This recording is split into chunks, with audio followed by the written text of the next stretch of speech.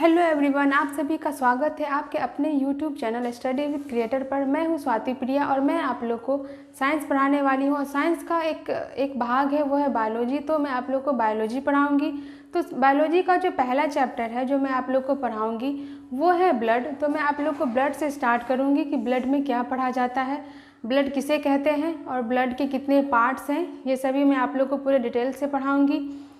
तो आइए ब्लड के बारे में पढ़ते हैं। ब्लड को हम लोग हिंदी में रक्त कहते हैं। और पूछा जाएगा कि ब्लड किसे कहते हैं, तो ब्लड किसे कहते हैं, तो ब्लड क्या है, तो ब्लड एक संयोजी उत्तक है। ब्लड एक संयोजी उत्तक है। और दूसरा ये क्या है, तो ये सर्कुलेटरी लिक्विड है। ये एक सर्कुलेटरी लिक्विड है। और तीसरे नंबर पे आएगा कि ब्लड की उत्पत्ति कैसे होती है, तो ब्लड की उत्पत्ति मेसोडर्मल तरीके से होती है। मेसोडर्मल तरीके से होती है ब्लड की उत्पत्ति। ब्लड की उत्पत्ति मेसोडर्मल तरीके से होती है। तो मैंने आपको क्या बताया कि ब्लड क्या है, तो एक संयोजी उत्तक है। तो ब्लड हमारे बॉडी के, हमारा जो बॉडी है अंदर है, बॉडी के अंदर जितने भी पार्ट हैं उसे कनेक्ट करके रखते हैं। ब्लड हमारे बॉडी का हर एक पार्ट को कनेक्ट करके रखता है। जैसे कि जितने भी अंदर पार्ट है, लीवर है, किडनी है, फिर थायराइड ग्लैंड है और एक्सेट्रा, जितने सारे जो बॉडी पार्ट है सभी को एक दूसरे से कनेक्ट करके रखते हैं, सभी से ये पास करते हैं। तो इस आधार पे हम कहते हैं कि ब्लड एक संयोजी उत्तक है। दूसरे नंबर पर क्या है कि ये एक सर्कुलेटरी लिक्विड है। सर्कुलेटरी लिक्विड का मतलब हिंदी में होता है परिसंचरित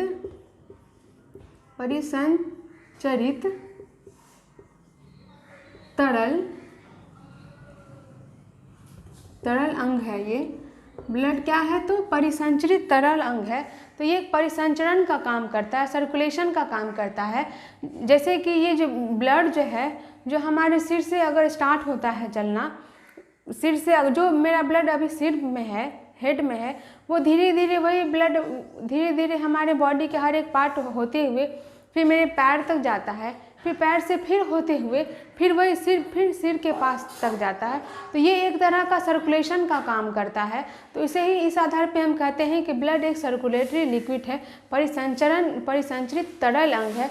तरल अंग हम इस आधार पे कहते हैं ब्लड को, क्योंकि जब हम सिरिंज से अब हम अंदर से जो ब्लड निकालते हैं, तो जो ब्लड निकालते हैं सिरिंज से वो एक लिक्विड फॉर्म में होता है, तरल के फॉर्म में होता है। तो इस आधार पे हम कहते हैं कि ब्लड क्या है, तो तरल है। और दूसरा है क्या है कि मेसोडर्मल तरीका। तो ब्लड की जो उत्पत्ति होती है, ब्लड की जो उत्पत्ति जो होती है ब्लड की, वो मेसोडर्मल तरीके से होती है। तो मेसोडर्मल तरीका का मतलब ये होता है कि जब हम लोग जब निर्माण होना शुरू हुए थे, जब हम लोग का वृद्धि हो रहा था, हम लोग निर्माण हो रहे थे, तो निर्माण जब हम हो रहे थे तो उस समय में सबसे पहले 3 लेयर बना था। उस समय में सबसे पहले 3 लेयर बना था। सबसे पहले इंडोडर्मल लेयर बना था, इंडोडर्मल लेयर बना,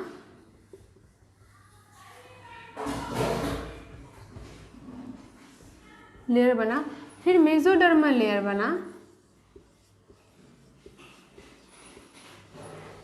मेसोडर्मल लेयर बना, फिर उसके बाद लास्ट का जो लेयर बना था वो था एक्टोडर्मल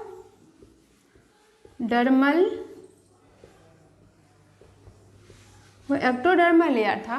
तो क्या मैं बोली कि 3 लेयर बना, इंडोडर्मल लेयर, मेसोडर्मल लेयर और एक्टोडर्मल लेयर। तो इंडोडर्मल लेयर से हमारे बॉडी का लीवर बना, किडनी बना, फिर थायराइड ग्लैंड का निर्माण हुआ। थायराइड ग्लैंड का निर्माण हुआ, फिर थाइमस ग्लैंड का निर्माण हुआ। तो एंडोडर्मल लेयर से हमारे बॉडी का लीवर बना, किडनी बना, थाइमस ग्लैंड बना और थायराइड ग्लैंड बना। मेसोडर्मल लेयर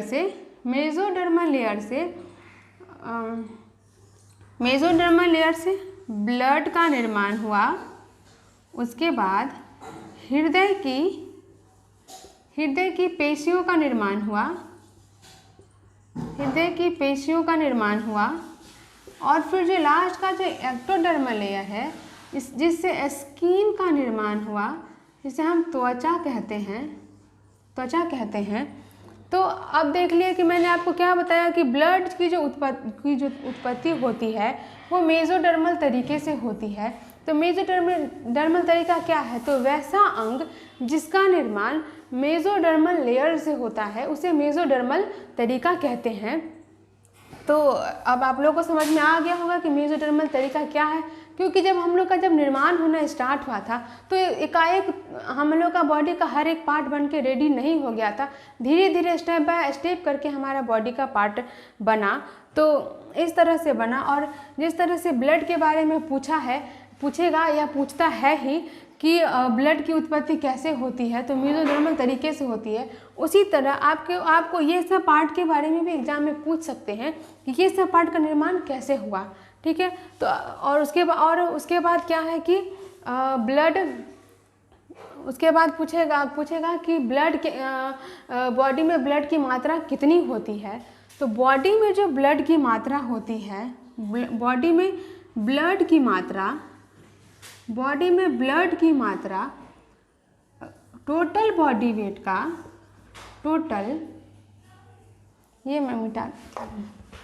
ये मैं रब कर दे रही हूँ।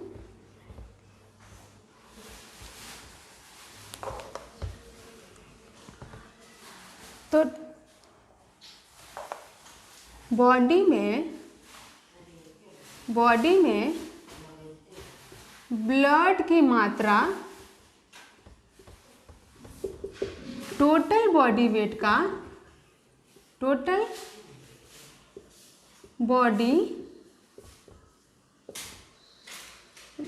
का 8 से 10% होता है। तो बॉडी में जो ब्लड की मात्रा होती है वो टोटल बॉडी वेट का, माने पूरे शरीर के भाग का 8 से 10% होता है। और मेल में पूछा जाएगा कि मेल या पुरुष में ब्लड की मात्रा 5 से 6 लीटर होती है। और फीमेल में या महिला में ब्लड की मात्रा वो 4 से 5 लीटर होती है। 4 से 5 लीटर होती है। तो यहाँ पे क्या है कि मेल में ब्लड की मात्रा 5 से 6 लीटर होती है, फीमेल में ब्लड की मात्रा 4 से 5 लीटर होती है। तो यहाँ पे डिफरेंस देख रहे हैं आप लोग, एक लीटर का डिफरेंस है। तो वो डिफरेंस इस आधार पे है कि औसतन जो पुरुषों का जो बॉडी वेट होता है, मेल का जो वेट होता है वो महिलाओं के वेट से ज़्यादा होता है। तो इस आधार पे जब हम लोग परसेंटेज निकालते हैं तो परसेंटेज निकालने पर कि महिलाओं का जो ब्लड की मात्रा है वो कम ही होगी, क्योंकि जब पुरुष का बॉडी वेट ज़्यादा है तो उसका ब्लड भी ज़्यादा होगा, और महिला का बॉडी वेट कम है तो महिला का ब्लड का भी मात्रा उसमें कमी होगी। और ब्लड के जो हम फिर आगे बढ़ेंगे तो पढ़ेंगे उसमें ब्लड में कि ब्लड के अध्ययन को क्या कहते हैं। तो ब्लड का जो अध्ययन होता है, स्टडी होता है, ब्लड का अध्ययन को हम लोग हिमेटोलॉजी कहते हैं। और ब्लड का जो मापा जाता है, ब्लड को जो हम मापते हैं, मेज़र करते हैं, उसे हम हीमोसाइटोमीटर से हम मापते हैं। ब्लड को मापते हैं हीमोसाइटोमीटर से। ब्लड के स्टडी को या ब्लड के अध्ययन को हेमेटोलॉजी बोलते हैं, और जो ब्लड को जो हम मापते हैं उसे हम हीमोसाइटोमीटर से मापते हैं। ठीक है, तो अभी तक मैंने जो पढ़ाया है उसे मैं रिपीट कर देती हूँ कि इससे कौन कौन से क्वेश्चन और कैसे कैसे क्वेश्चन बनते हैं। तो पूछेगा कि ब्लड के स्टडी को क्या बोलते हैं, ब्लड के अध्ययन को क्या कहते हैं, तो हीमेटोलॉजी कहते हैं। ब्लड के का जो मापा जाता है, ब्लड को हम किससे मापते हैं, तो हम हीमोसाइटोमीटर से मापते हैं।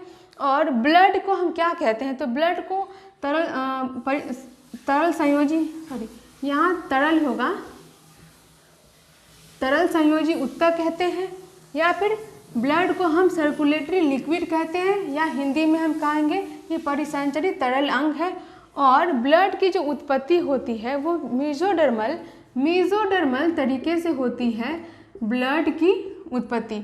और ब्लड हमारे बॉडी में कितना होता है, तो हमारे टोटल बॉडी वेट का 8 से 10% ब्लड होता है। और मेल में, पुरुष में जो ब्लड की मात्रा होती है वो 5 से 6 लीटर होती है, और महिलाओं में ब्लड की मात्रा 4 से 5 लीटर होती है। तो अब हम लोग ब्लड के नेचर के बारे में जान लेते हैं कि ब्लड का नेचर कैसा होता है। तो ब्लड का नेचर कैसा होता है, तो ब्लड का जो नेचर होता है वो क्षारीय प्रवृत्ति का होता है। ब्लड का जो नेचर होता है वो क्षारीय प्रवृत्ति का होता है, और इसका पीएच मान, ब्लड का पीएच मान वो 7.4 होता है, ब्लड का पीएच मान। तो ब्लड का जो प्रकृति होता है, नेचर वो हल्का क्षारीय होता है, हल्का क्षारीय होता है। और इसका पीएच मान 7.4 होता है। ये जो पीएच मान है इसका मतलब होता है पावर ऑफ हाइड्रोजन। इसका फुल फॉर्म होता है पीएच का पावर ऑफ हाइड्रोजन। और पीएच मान जो दिया था वो सोरेनसन नामक एक वैज्ञानिक थे जिन्होंने पीएच मान दिया। और ये जो पीएच मान है 7.4, जिसके आधार पर हम कहते हैं कि ब्लड हल्का क्षारीय है या स्लाइटली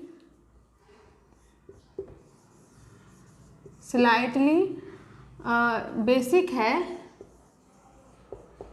है। तो वो इस आधार पे कहते हैं क्योंकि जो पीएच स्केल होता है उस पे 0 से लेके 14 तक, 0 से लेके 14 तक एक अंक अंकित होता है, जिसमें 0 से 7 तक के बीच जो जिसका मान आएगा वो एसिडिक आएगा, और 7 से लेके 14 तक के बीच जिसका मान आएगा वो बेसिक आएगा। एसिडिक मीन्स अम्लीय आएगा,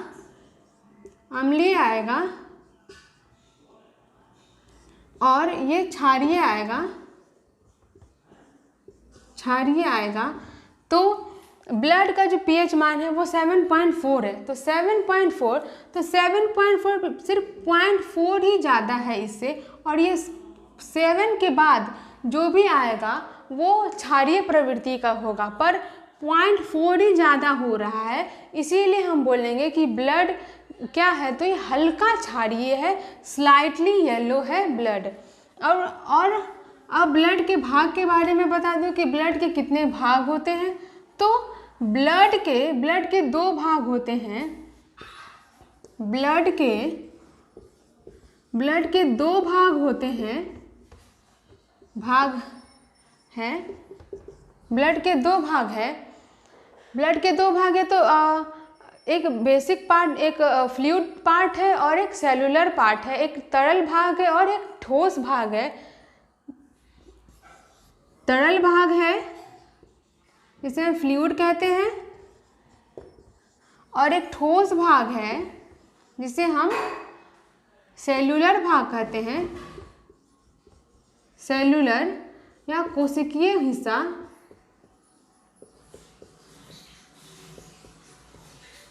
कोशिकीय भाग हम कहते हैं।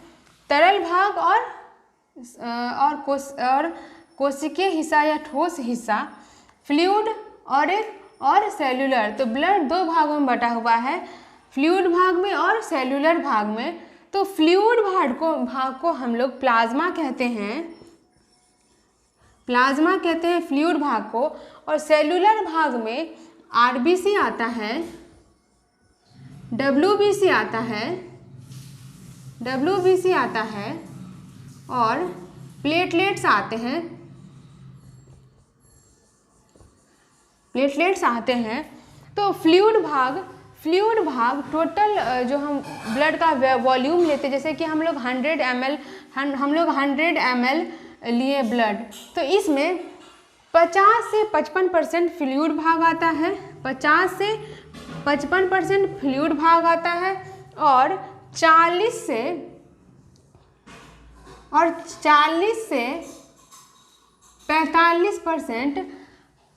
45% सेल्यूलर भाग आता है, ठोस भाग आता है।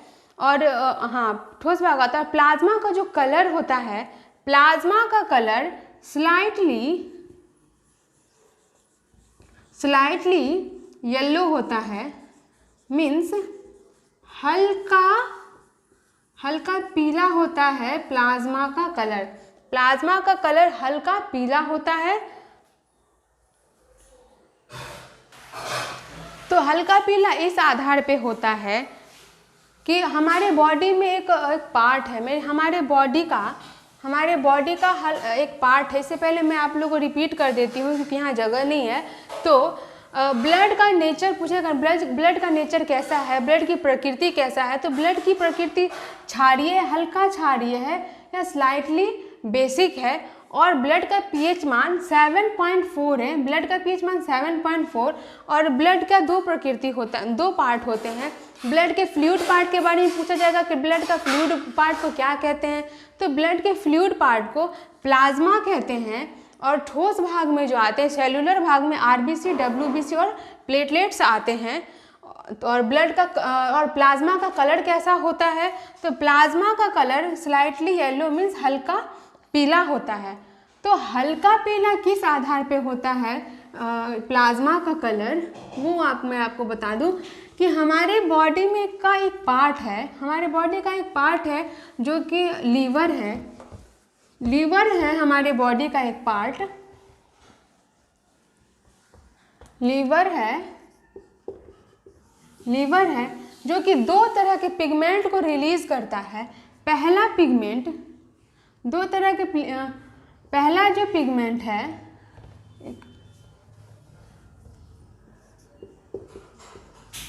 लीवर, वो दो तरह के पिगमेंट को रिलीज करता है। पहला बिलीरुबिन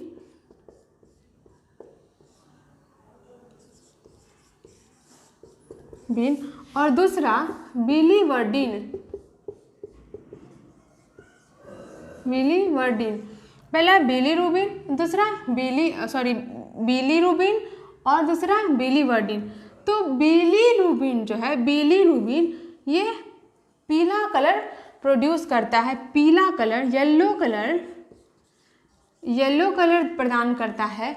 और बिलीवर्डिन है, ये हरा कलर प्रदान करता है, ग्रीन कलर प्रदान करता है। तो ये जो बिलीरुबिन है, तो बिलीरुबिन के वजह से ही जो प्लाज्मा का जो कलर होता है, प्लाज्मा का जो कलर होता है वो येलो कलर का होता है, बिलीरुबिन की वजह से ही। ठीक है, अब समझ में आ गया होगा कि प्लाज्मा का कलर येलो कैसे होता है। तो बिलीरुबिन की वजह से ही प्लाज्मा का कलर येलो होता है।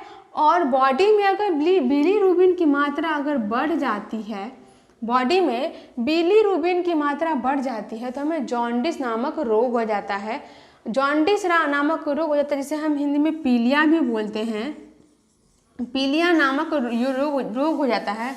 और ये जॉन्डिस को पहचानने के लिए एक तरीका है जिसमें हमारा बॉडी का त्वचा ये पीला पड़ जाता है, हमारे आँख पीला पड़ जाता है और नाखून ये भी पीला पड़ जाता है। और ये बिलीरुबिन है। तो बिलीरुबिन हरा रंग प्रदान करता है।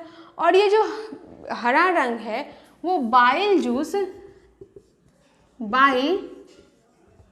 जूस मीन्स जठर रस। तो जठर रस को ये हरा रंग प्रदान करता है, बिलीवर्डिन ये जठर रस को हरा रंग प्रदान करता है, और बिलीरुबिन के वजह से ही प्लाज्मा का कलर हल्का पीला होता है, और बिलीरुबिन की मात्रा बढ़ जाती है तो हमें पीलिया नामक रोग हो जाता है। और ये बिलीरुबिन और बिलीवर्डिन ये लीवर रिलीज करता है। अब मैं आप लोग को ब्लड का फ्लूइड पार्ट के बारे में आप लोग को पढ़ाने वाली हूँ कि ब्लड के फ्लूइड पार्ट में क्या क्या होते हैं, उसमें क्या क्या पढ़ा जाता है। तो ब्लड का जो फ्लूइड पार्ट है, तरल हिस्सा है ब्लड का, तो ब्लड का जो तरल हिस्सा है वो ब्लड का तरल हिस्सा प्लाज्मा कहते हैं। ब्लड के तरल हिस्सा को ब्लड के तरल हिस्सा को हम लोग प्लाज्मा कहते हैं। और प्लाज्मा में वाटर होता है, फिर प्रोटीन होता है, ग्लूकोज होता है, फिर साल्ट होता है, फिर मिनरल्स होता है। वाटर होता है, पानी होता है, प्रोटीन होता है, ग्लूकोज, साल्ट और मिनरल्स होते हैं प्लाज्मा में। तो प्लाज्मा में जो वाटर होता है, पानी होता है, वो 90% पानी ही होता है। मान लेते हैं कि 100 ml हम लोग प्लाज्मा लेते हैं, तो 100 ml में से 90% वाटर ही होता है प्लाज्मा में, और 10% भाग में प्रोटीन होता है, ग्लूकोज होता है, साल्ट होता है और मिनरल्स होता है। तो वाटर का जो काम है, मैं आपको वाटर के काम के बारे में बता दूं कि वाटर का क्या क्या काम है। तो वाटर का जो काम है, वो पहला काम है वाटर का, ये ब्लड के निर्माण में हेल्प करता है। ब्लड के निर्माण में हेल्प करता है वाटर। दूसरा काम है वाटर का, ये टिश्यू या सेल के निर्माण में हेल्प करता है। तीसरा इसका काम है वाटर का, ये है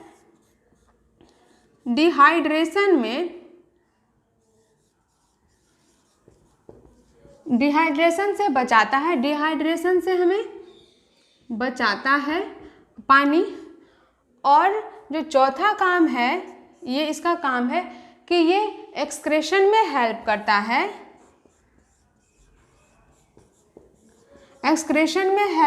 है। और पांचवा काम है, ये हमारे भोजन को पचाने में हेल्प करता है। भोजन को पचाने में हेल्प करता है, मीन्स डाइजेशन में ये हेल्प करता है। तो वाटर का क्या क्या काम है? तो वाटर ब्लड का निर्माण करने में हेल्प करता है, फिर टिश्यू या सेल के निर्माण में हेल्प करता है, फिर डिहाइड्रेशन मीन्स पानी की कमी से हमारे बॉडी को, शरीर को बचाता है, एक्सक्रेशन मीन्स उत्सर्जन में हेल्प करता है, भोजन को पचाने में हेल्प करता है। तो ये जो मैं आपको बताई डिहाइड्रेशन मीन्स पानी की कमी, तो डिहाइड्रेशन सिर्फ पानी नहीं पीने के वजह से या कम पीने के वजह से ही डिहाइड्रेशन बॉडी में नहीं होता है। इसके लिए बहुत तरह से ये जिम्मेवार है डिहाइड्रेशन। जैसे कि अगर आप बहुत ज़्यादा काम कर रहे हैं, तो बहुत ज़्यादा काम करने से भी आपके शरीर में पानी की कमी हो जाती है। फिर आपके बॉडी से अगर बहुत ज़्यादा पसीना आ रहा है, तो उससे भी आपके बॉडी में पानी की कमी हो जाएगी। उसके बाद फिर अगर आप एक तो है ही कि अगर आप पानी बहुत कम पिएंगे, तो उससे आपके बॉडी में पानी की कमी हो जाएगी, डिहाइड्रेशन हो जाएगा। और आपका जो दवा अगर आप अच्छे से नहीं खाते हैं, मतलब दवा अगर आपको रिएक्शन हो गया, तो उसके वजह से भी आपके बॉडी में पानी की कमी हो जाती है, डिहाइड्रेशन हो जाता है। और उसके बाद है एक्सक्रेशन, उत्सर्जन। इसे हम उत्सर्जन कहते हैं हिंदी में, एक्सक्रेशन को उत्सर्जन।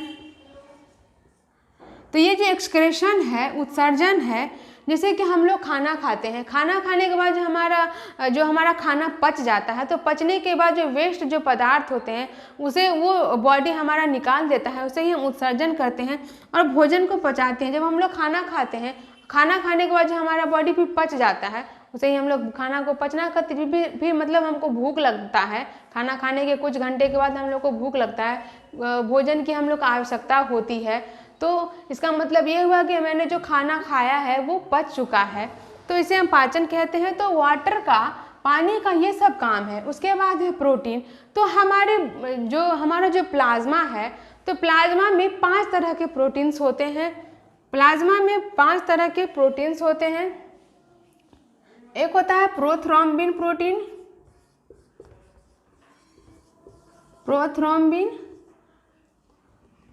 प्रोटीन। उसके बाद फाइब्रिनोजिन प्रोटीन,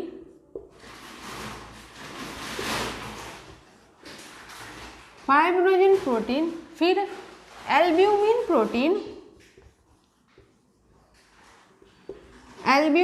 प्रोटीन, उसके बाद फिर है ग्लोब्यूलर प्रोटीन,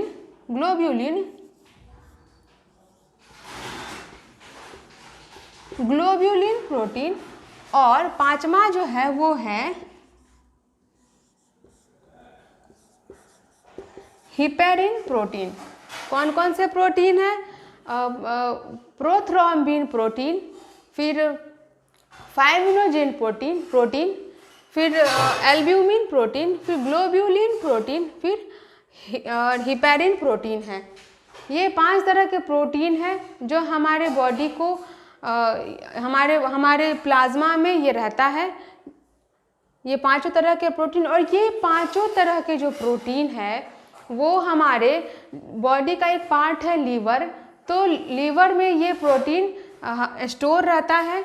तो ये प्रोथ्रोम्बिन प्रोटीन और फाइब्रिनोजिन प्रोटीन ये ब्लड क्लॉटिंग में हेल्प करता है, ये ब्लड के क्लॉटिंग में हेल्प करता है,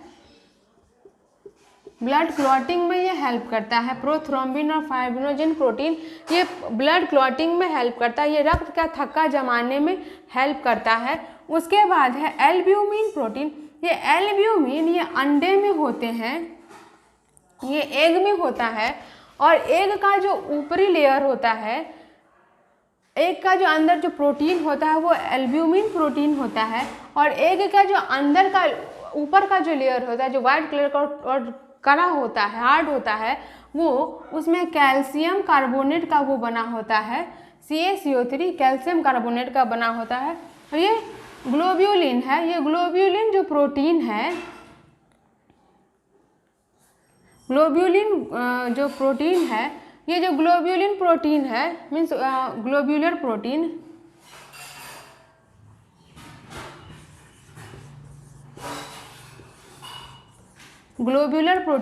ये जो ग्लोब्यूलर प्रोटीन है ये हमारे हीमोग्लोबिन के बनाने में हेल्प करता है। ये हीमोग्लोबिन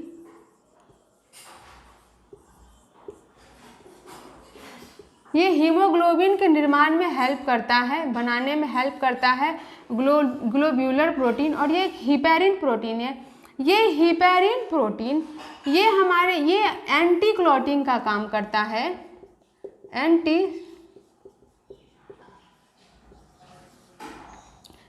क्लॉटिंग का काम करता है हिपेरिन प्रोटीन। और ये जो प्रोथ्रोम्बिन और फाइब्रिनोजिन प्रोटीन है ये ब्लड क्लॉटिंग में हेल्प करता है। ये एक प्रोटीन है। पूछा जाएगा कि कौन सा प्रोटीन है जो हमारे बॉडी में ब्लड क्लॉटिंग का काम करता है, तो वो है प्रोथ्रोम्बिन और फाइब्रिनोजिन प्रोटीन। और फिर ये अगर पूछा जाएगा कि विटामिन्स कौन कौन है जो ब्लड क्लॉटिंग में हेल्प करते हैं, तो वो ब्लड क्लॉटिंग में हेल्प करने वाले जो विटामिन है वो विटामिन के है। और बी कॉम्प्लेक्स वाले जो विटामिन है वो विटामिन B6 है, B9 और B12 है। और एक धातु है जो कि ब्लड क्लॉटिंग में हेल्प करता है, वो कैल्शियम नामक एक धातु है जो कि ब्लड क्लॉटिंग में हेल्प करता है। और यहाँ हिपेरिन जो लिया है मैंने, तो हिपेरिन को क्या बताई मैं कि ये एंटी क्लॉटिंग का काम करता है, ये रक्त का थक्का नहीं जमने देता है। तो तो जैसे कि हमारा जो बॉडी है, हमारे बॉडी में जैसे कि कट लग जाता है, हमारे बॉडी में जब कट लगता है या फिर छिल जाता है, तो जैसे कि अंदर जो हमारे बॉडी के अंदर जो ब्लड का जो फ्लो है वो बढ़ते, मतलब इस क्रम में बढ़ता है। तो जब बॉडी का जब कट लग जाता है कहीं, तो कट लगने की वजह से ये जो ब्लड जो ऐसे फ्लो कर रहा था वो ऐसे फ्लो हो ना करके ये बाहर की ओर निकलने लगता है, और कुछ टाइम के बाद ये यहाँ पे जम जाता है, ये क्लॉट हो जाता है। तो ये ब्लड के जमने को ही, या रक्त का थक्का को जमने को ही ब्लड क्लॉटिंग कहते हैं। और ये जो जमने में जो टाइम लगता है, क्लॉट होने में जो टाइम लगता है, वो 4 से 5 मिनट का टाइम लगता है रक्त के थक्का बनने में। और हिपेरिन प्रोटीन जो कि रक्त का थक्का नहीं जमने देता है, कि जब ब्लड जो है हमारे बॉडी के अंदर रहता है, तो बॉडी के अंदर ये हिपेरिन प्रोटीन काम करता है, जो कि हमारे बॉडी के अंदर ब्लड को जमने नहीं देता है। और जो ही हमारा ब्लड वायु के संपर्क में आता है, एयर के संपर्क में आता है, तो यहाँ रिएक्शन करने लगता है, और रिएक्शन करने के बाद ये ब्लड जमने लगता है। ठीक है, तो अभी तक मैंने अभी जो भी पढ़ा है उसको रिपीट कर दूँ। तो वाटर का काम क्या है? ये ब्लड के निर्माण में हेल्प करता है, टिश्यू या सेल के निर्माण में हेल्प करता है, फिर डिहाइड्रेशन से बचाता है, ये एक्सक्रेशन में हेल्प करता है, उत्सर्जन में हेल्प करता है, फिर भोजन के पचाने में हेल्प करता है। उसके बाद प्रोटीन है। तो ये जो प्रोटीन है, ये 5 टाइप के प्रोटीन, प्रोथ्रोम्बिन, 5-इनोजिन। तो प्रोथ्रोम्बिन और 5-इनोजिन ये ब्लड क्लॉटिंग में हेल्प करता है। एल्ब्यूमिन जो कि एग में पाया जाता है, अंडा में पाया जाता है।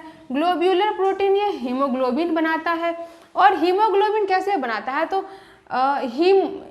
हीमो और ग्लोबिन, तो हीमोग्लोबिन जो है,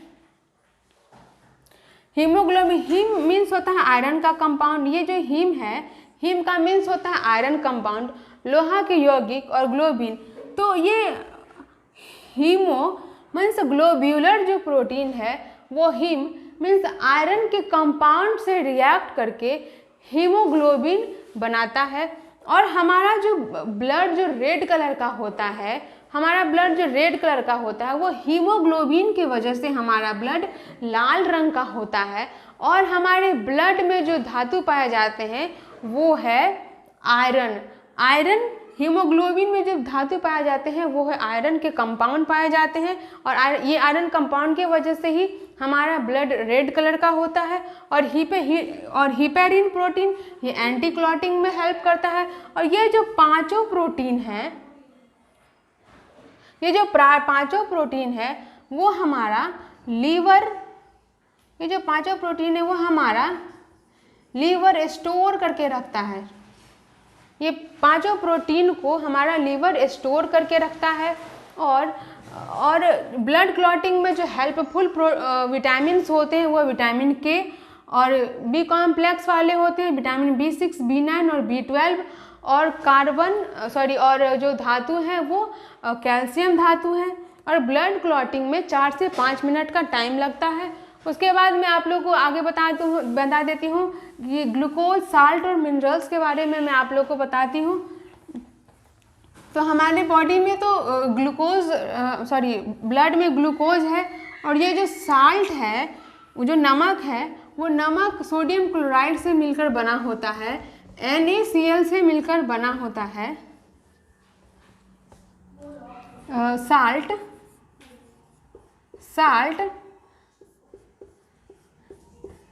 NaCl से मिलकर बना होता है। सोडियम क्लोराइड इसे हम कहते हैं। तो सोडियम क्लोराइड का जो काम होता है वो ब्लड के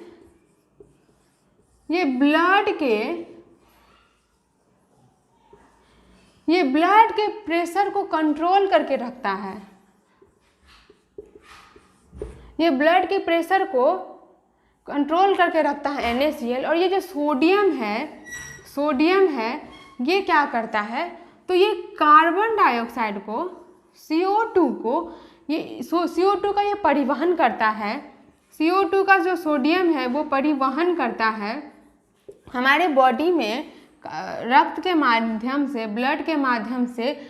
ये CO2 है वो अप एंड डाउन का काम करता है, मीन्स लाने और ले जाने का काम सोडियम करता है। अब मैं आपको बता देती हूँ कि प्लाज्मा का क्या क्या काम है। एग्जाम में पूछेगा कि प्लाज्मा का क्या क्या काम है, तो प्लाज्मा का जो काम है वो मैं आप लोग को बताती हूँ। तो प्लाज्मा के जो काम, प्लाज्मा के क्या क्या काम है, प्लाज्मा किस किस तरह से प्लाज्मा के क्या क्या काम है। तो जो प्लाज्मा का जो काम है वो प्लाज्मा का वो काम है, वो सबसे पहले क्या करता है, वो ब्लड के पीएच मान को रेगुलेट करता है। ब्लड के पीएच मान को रेगुलेट करता है प्लाज्मा। दूसरा है, ये जो प्लाज्मा है वो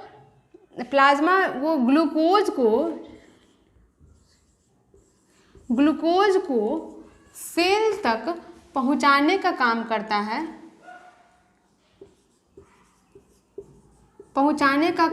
है, प्लाज्मा। तीसरा जो काम है प्लाज्मा का वो है कि ये ब्लड क्लॉटिंग में हेल्प करता है। ये ब्लड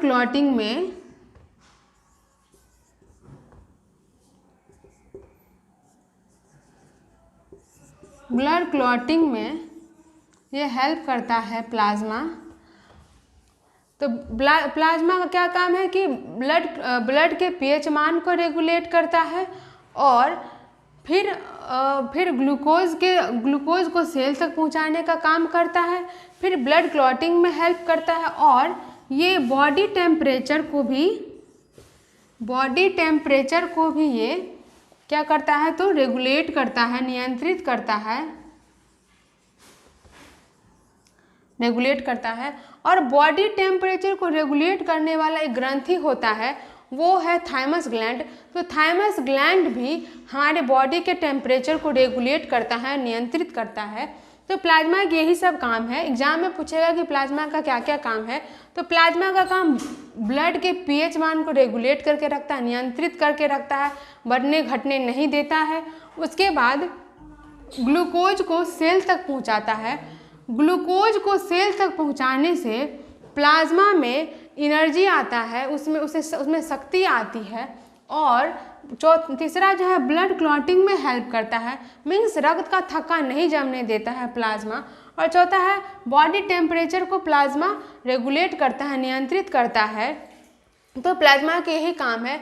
आज मैंने आप लोगों को ब्लड का फ्लूइड पार्ट के बारे में मैं आप लोगों को बताई, फ्लूइड पार्ट जो कि प्लाज्मा था उसके बारे में बताई। और नेक्स्ट क्लास में मैं आप लोगों को सेलुलर पार्ट के बारे में बताऊंगी, ठोस भाग के बारे में बताऊंगी। और मैं आप लोगों को जितना भी पढ़ाई हूँ, जितना भी मैंने आप लोग को टॉपिक्स लिखाए हैं, वो सारे के सारे बहुत ज़्यादा इम्पोर्टेंट हैं। और आप लोग के लिए यही फ़ायदा होगा कि आप लोग इसके सारे नोट बनाएं खुद से और इसे अच्छे से पढ़ें, जिससे आप लोगों के मैं उतना कोशिश करूँगी कि आप लोग के एग्ज़ाम में कोई भी टॉपिक कहीं से छूटे ना। और आप लोग को मेरा ये क्लास देखने के लिए बहुत बहुत धन्यवाद। और